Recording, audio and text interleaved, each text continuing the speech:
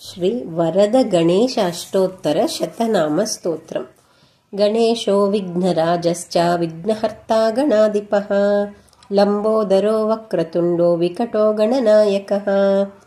गजास्यः सिद्धिदाता च खर्वो मूषकवाहनः, मूषको गणराजश्च शैलजानन्ददायकः,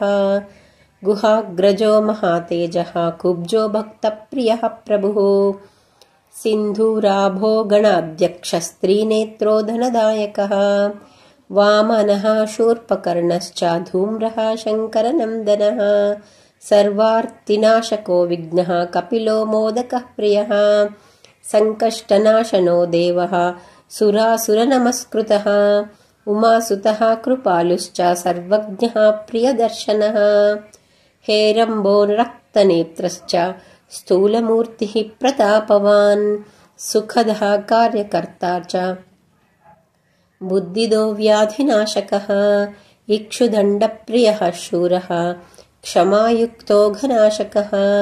एकदन्तो महोदारः सर्वदा गजकर्षकः, विनायको जगत्पूज्यः फलदो दीनवत्सलः,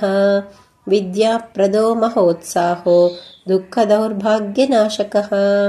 मिष्टप्रियो पालचन्द्रो नित्यसौभाग्यवर्धनः,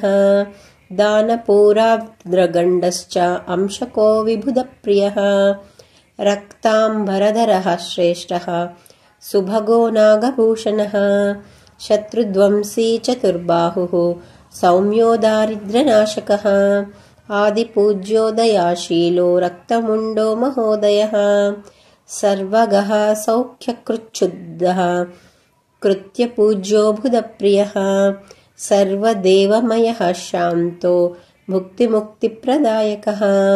विद्यावान् दानशीलश्च वेदविन्मन्त्रवित्सुधिः, अविज्ञातगतिर्ज्ञानी ज्ञानिगम्यो मुनिस्तुतः, योगाज्ञो योगपूज्यश्च पालनेत्रः शिवात्मजः,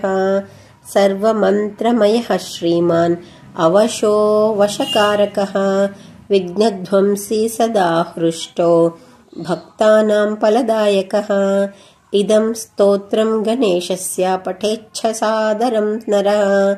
तस्य वाञ्छितकामस्य सिद्धिर्भवति निश्चितम् इति श्री वरद गणेश अष्टोत्तर शतनाम स्तोत्रम्।